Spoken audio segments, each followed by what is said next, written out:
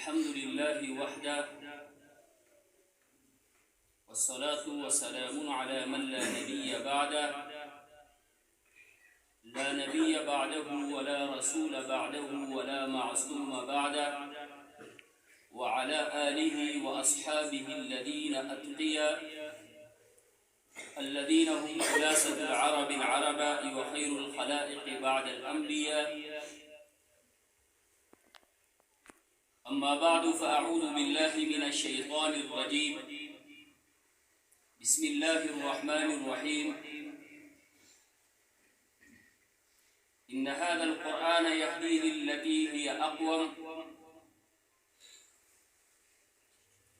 قال رسول الله صلى الله عليه وسلم: خيركم من تعلم القرآن وعلمه. صدق الله العظيم وصدق رسوله النبي الأمي الكريم. فحش گویم آنچه در دل مزمرست، فحش گویم آنچه در دل مزمرست، این کتاب نیست چیزی دیگر است. وہ معزز تھے زمانے میں مسلمان ہو کر، وہ معزز تھے زمانے میں مسلمان ہو کر، اور ہم خوار ہوئے تارک قرآن ہو کر. گرامی قدر محترم معزز سامعین کرام، حضرت مفتی صاحب، اہل علاقہ، اہل محلہ، عزیز طلباء، یقیناً ایک عظیم سعادت ہے آج کا دن اس جامعہ کے لیے، حضرت مفتی صاحب کے لیے، اساتذہ کرام کے لیے، فیاض صاحب اور ان کے رشتہ دار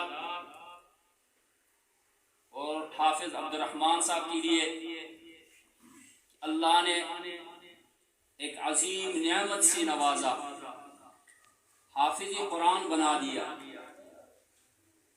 میرے محترم بھائیوں، یہ وہ سعادت ہے، یہ وہ عظمت ہے، یہ وہ شان ہے کہ دنیا میں اس کا مثال نظیر کوئی نہیں.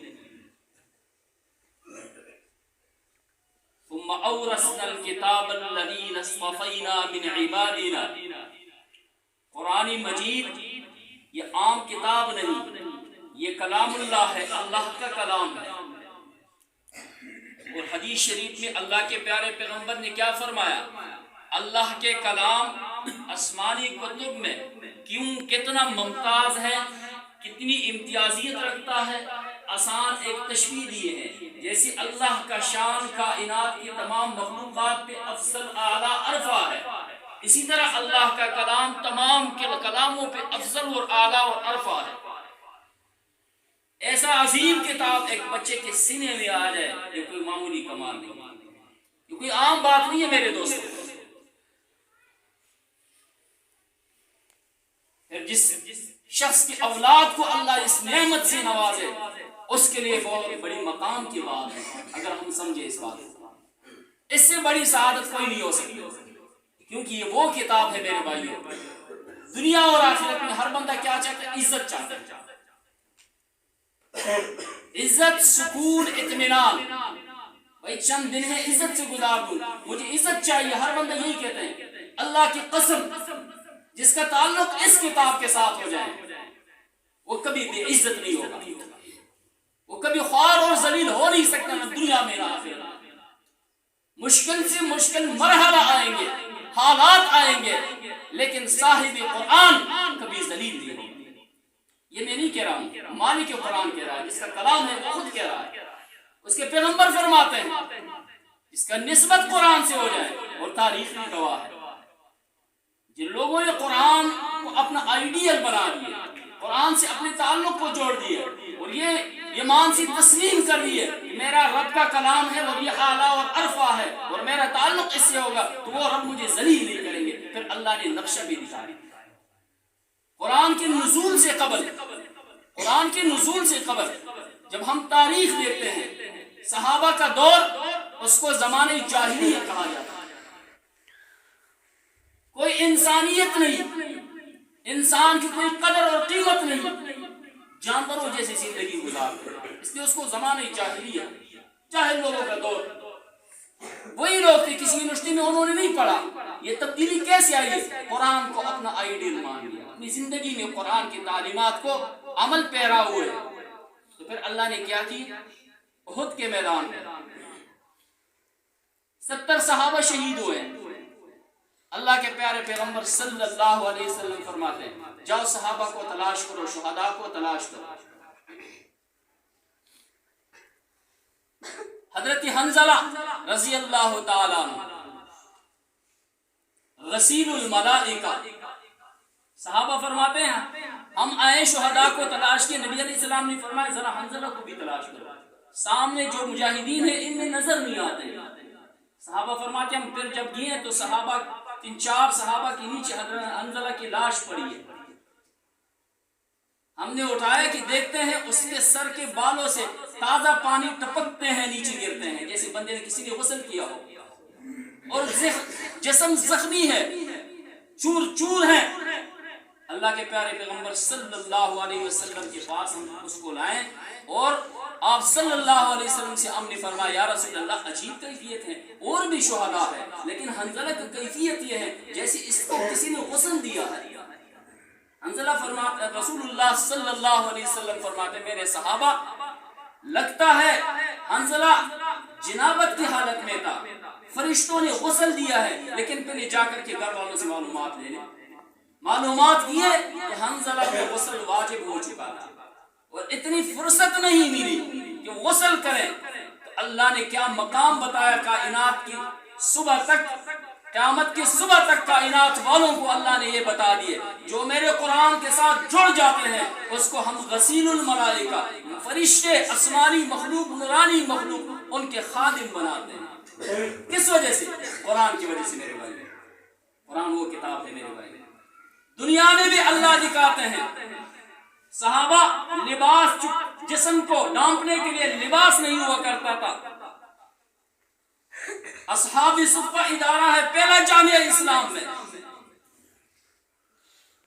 صحابی فرماتے اللہ کی قسم ہم ایک دوسرے کے پیچھے بیٹھتے تھے, پیارے حبیب صلی اللہ علیہ وسلم کی نگاہ ہمارے جسم پہ نہ پڑے. جسم کو ڈھانپنے کے لیے لباس نہیں ہوا کرتا تھا, لیکن قرآن کو اپنا آئیڈیل بنا لیا. یہ ایمان بنایا انہوں نے کہ دنیا اور آخرت کے مسائل, مصائب, حالات اس قرآن سے تبدیل ہوں گے. پھر اللہ نے دکھا دیا دنیا کے تمام بڑے بڑے سلطنتیں اللہ نے ان کے قدموں میں گرا دی. ان کے نام سے پوری دنیا کانپ رہی تھی میرے بھائیوں. جو شعر میں نے پڑھا اقبال کا, وہ معزز تھے زمانے میں مسلمان ہو کر اور ہم خوار ہوئے تارک قرآن ہو کر. آج پوری دنیا میں وسائل مسلمانوں کے پاس ہے میرے بھائیوں. مال, دنیا, دولت, اسباب مسلمانوں کے پاس ہے, لیکن کفار کے سامنے ذلیل ہے. کیا وجہ ہے؟ عرب کے پاس کیا کمی ہے, سعودیہ والوں کے پاس کیا کمی ہے, دبئی والوں کے پاس کیا کمی ہے, قطر والوں کے پاس کیا کمی ہے, 54 اسلامی ممالک ہے, کس چیز کی کمی ہے, لیکن ذلت کے انتہا ہے میرے بھائیوں. میرا تھوڑا سا موضوع سے ہٹو, اصل بات پہ آتا ہوں. یہ درس ہمارے لیے. قرآن چھوڑ دیے سب کچھ ہوں گے لیکن ذلیل ہو گئے انسان. حاکمیت ہوگا, بادشاہ ہوں گے, لیکن آپ ذلیل ہوں گے جب قرآن سے دوری اختیار کریں. جب آپ کی زندگی میں, میرے زندگی میں, مسلمانوں کی زندگی میں قرآنی تعلیمات نہیں ہوں گے, سب کچھ ہونے کے باوجود ذلت تیرا مقدر ہوگا. آج کفار سرعام آ کر کے یہودیوں کے پشت پہ ہاتھ مارتے ہیں کہ ہم تمہارے ساتھ ہیں, جاؤ مارو جن کو. مسلمان سب کچھ ہونے کے باوجود سر جھکا کے کہتے ہیں بند کرنی چاہیے, بند کرنی چاہیے. یہ کیوں میرے بھائیوں؟ یہ کس وجہ سے؟ اور وجہ نہیں, اللہ کے پاس قرآن سے تعلق نہیں ہے, قرآن پہ ایمان نہیں ہے. اللہ کے پیارے پیغمبر صلی اللہ علیہ وسلم نے آج سے 1400 سال مفتی صاحب بیٹھے اللہ کے حبیب نے فرمایا سیأتی زمان علی الناس, اور لوگوں قریب ایک زمانہ آنے والا ہے, لا یبقى من القرآن الا اسم. قرآن کا صرف نام ہی ہوگا, اسلام کے صرف رسم و رواج ہی ہوں گے, برائے نام مسلمان ہوں گے.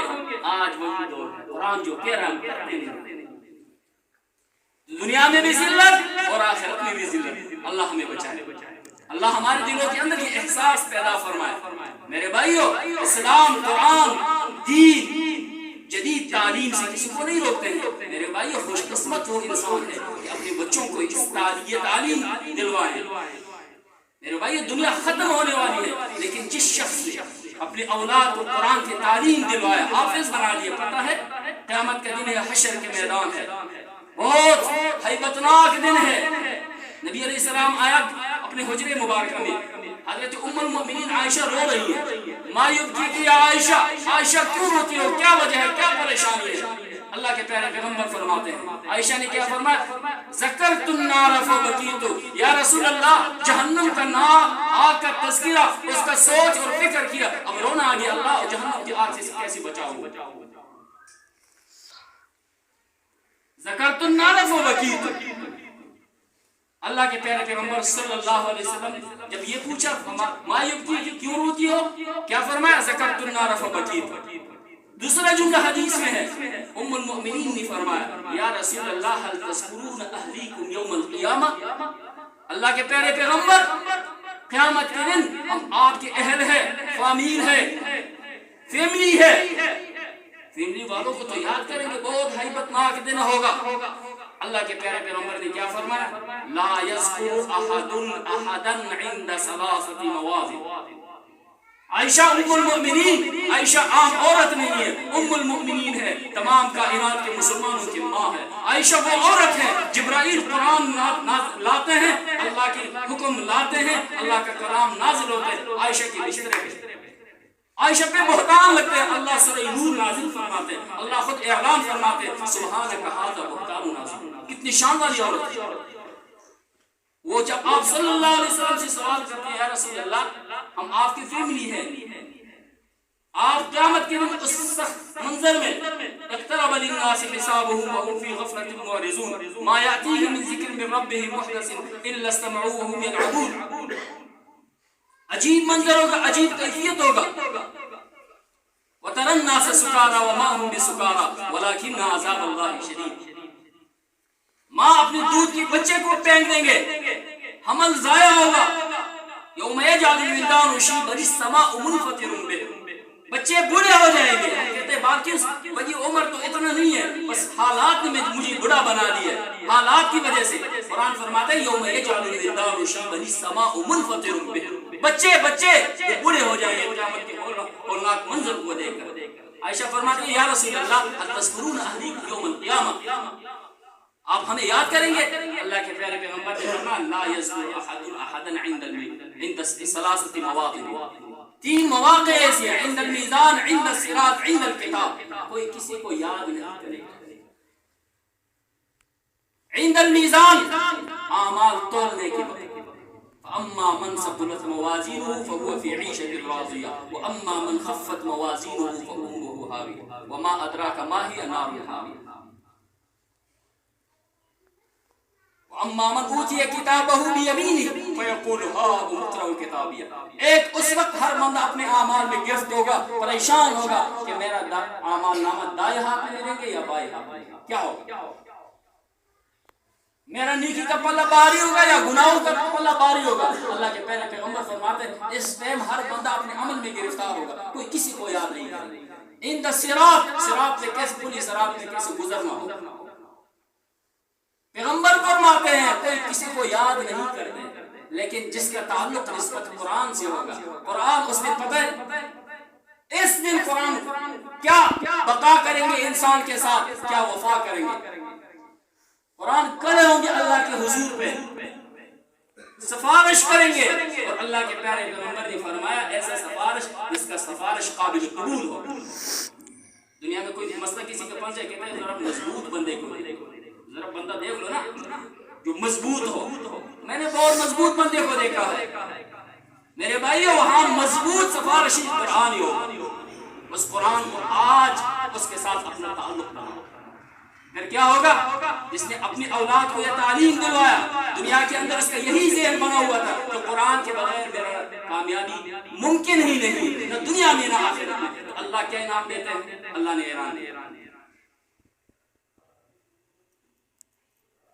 جو اپنے اولاد کو قرآن کا تعلیم دلوائے، حافظ قرآن بنا لے، تو اس کو کیا ہوگا؟ اس کے سر پہ ایک تاج رکھیں گے، ضوءہ کضوء الشمس، سورج کے جتنا روشنی ہے اس سے بھی زیادہ ہوگا۔ یہ تو باپ کا ہے۔ میں آپ لوگوں سے پوچھتا ہوں، کوئی مہمان آ جائے اس کو کوئی تاج پہنا لے تو پھر اس کو جہنم میں ڈالتے ہیں؟ نہیں۔ جب عزت کا یہ تاج اس کے ماں باپ والدین کے سروں پہ رکھتے ہیں تو اس کو جہنم میں لے جائیں گے؟ نہیں، اس کو جنت میں کہاں لے جائیں گے؟ جنت میں لے جائیں گے، عزت کا جوڑا مرحمت فرمائیں گے۔ یہ تو اس بچے کے والدین کا صلہ ہے۔ اب بچے کو کیا ملے گا؟ بچہ کہے گا محنت تو میں نہیں کی ہے۔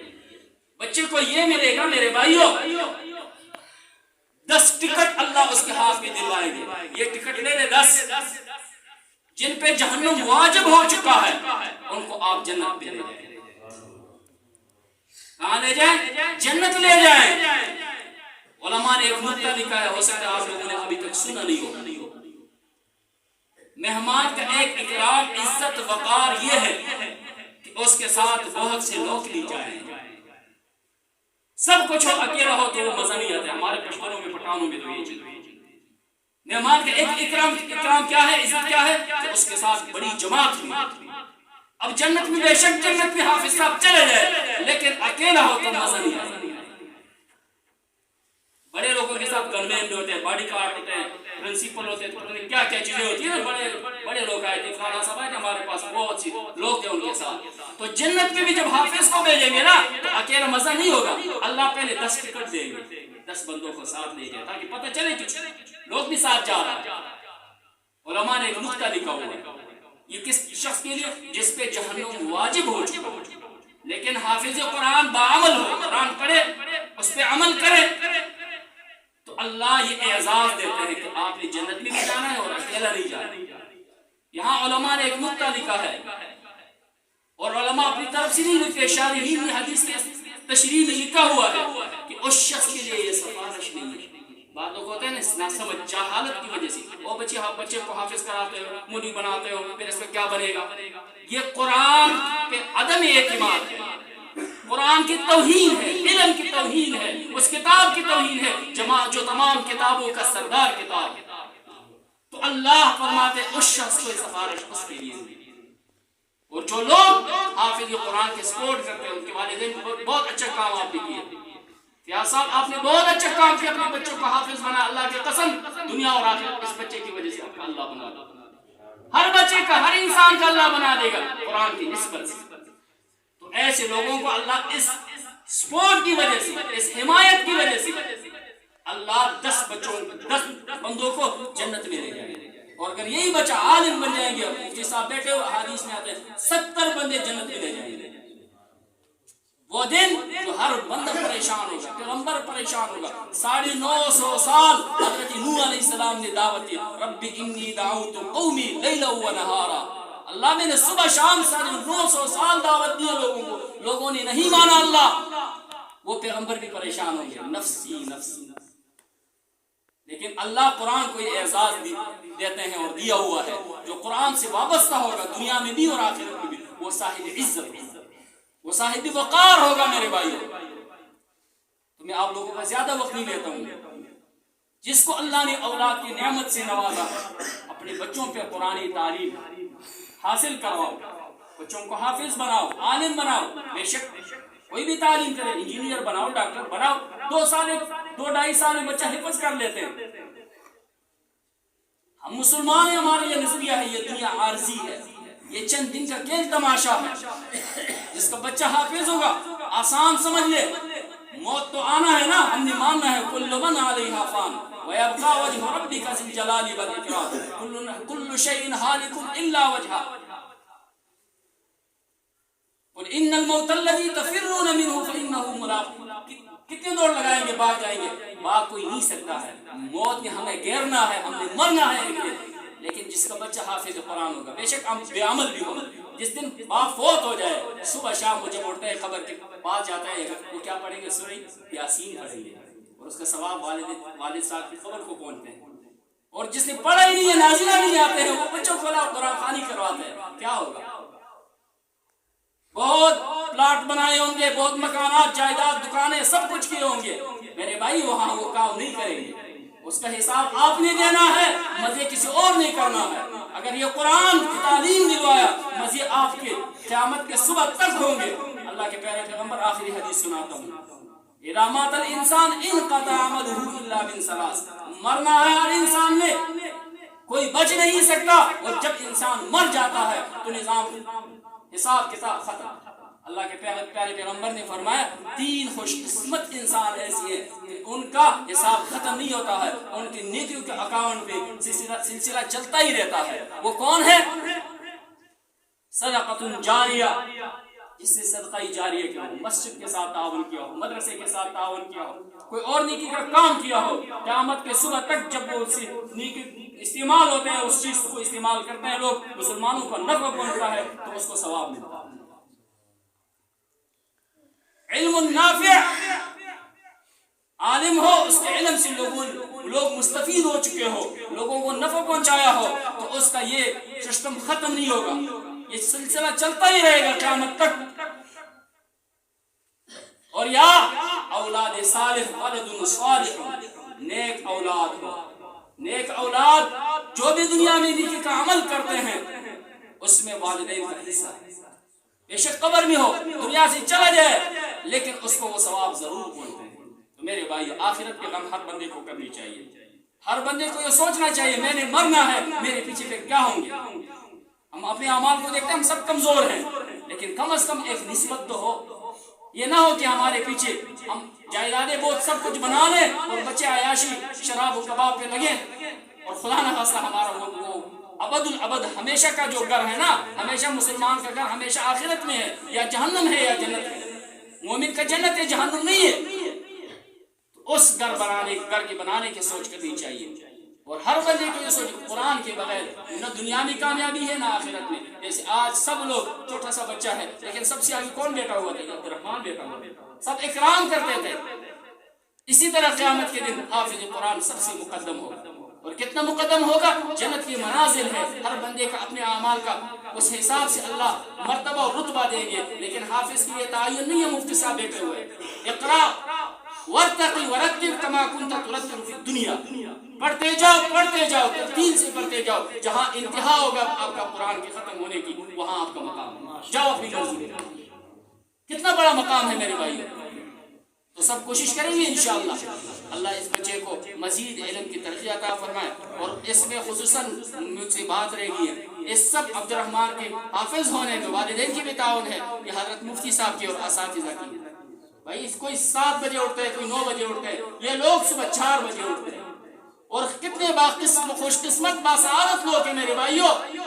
کوئی صبح اٹھتے ہیں موبائل دیکھتے ہیں، کوئی شام 12 بجے تک، یہ رات کے امتحان بھی ان کا آخری دیدار اللہ کے کلام سے ہوتے ہیں، اور صبح کی ابتدا بھی ان کا اللہ کے کلام سے ہوتے ہیں۔ اس لیے اللہ کے پیارے پیغمبر نے کیا فرمایا؟ خیرکم، تم میں سب سے بہترین پوری دنیا کی کسی بادشاہ کو نہیں کہا، کسی امیر سرمایہ دار جاگیردار کو نہیں، من تعلم القرآن وعلمہ، جو لوگوں کو قرآن کی تعلیم دے دے۔ اور خوش قسمت ہے وہ شخص جو اس بات کو سمجھے، ان لوگوں کی قدر کرے، ان کا احترام کرے۔ اللہ کی قسم، اللہ باادب انسان کو بہت پسند کرتے ہیں۔ ان اللہ شاکر علیم، اللہ شکر گزار قدردان ذات ہے۔ جو بندہ کسی بندے کا قدر کرتے ہیں، اللہ اس کا قدر کرتا ہے۔ ان لوگوں کی قدر کرو، ان کے احترام کرو، ان کی عزت کرو، ان کی خدمت کرو، انشاءاللہ یہی چیز کامیاب آئیں گے۔ ہمارے بچوں کو اللہ ان کے قدر اور احترام سے، ایک نکتہ میں بتاتا ہوں، جن لوگوں نے، ہم نے اپنی زندگی میں دیکھا ہے، علی تک انہوں نے نہیں پڑھا لیکن قرآن والوں کے ساتھ محبت رکھا ہے، اس کے خاندان سے اللہ نے دین کا کام لیا، اللہ نے اس کو محروم نہیں کیا، اور محروم کرتے بھی نہیں، اللہ کا قانون یہ ہے۔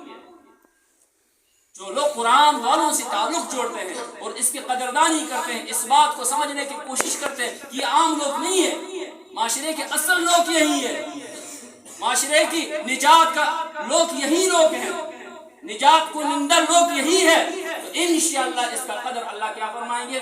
آپ کے اولاد میں، آپ کے نسل میں اللہ کا دین کام جاری فرمائیں گے۔ اور جو لوگ قرآن کی قدر نہیں کرتے میرے بھائیو، اللہ کی لاٹھی بے آواز ہے، اللہ کا لاٹھی بے آواز ہے، اللہ کا نظام مخلوق کے محتاج نہیں ہے۔ وہ دین کا کام پوری انسانیت کام نہ کریں، وہ اللہ اور مخلوق سے بھی دین کا کام لے سکتے ہیں۔ تو ہمارے خوش قسمت یہ ہوں گے کہ ہم اپنے تعلق قرآن اور قرآن والوں کے ساتھ بنا لے. اللہ عمل کی توفیق عطا فرمائے. وآخر دعوانا الحمدللہ رب العالمین. میرے طرف سے مفتی صاحب کو، اساتذہ کو، فیاض صاحب کو، تمام اس کے دوستوں کو مبارکباد ہو. اللہ مزید ترقی عطا فرمائے. جزاکم اللہ خیر. اللهم انك عفو کریم تحب العفو فاعف عنا یا غفور.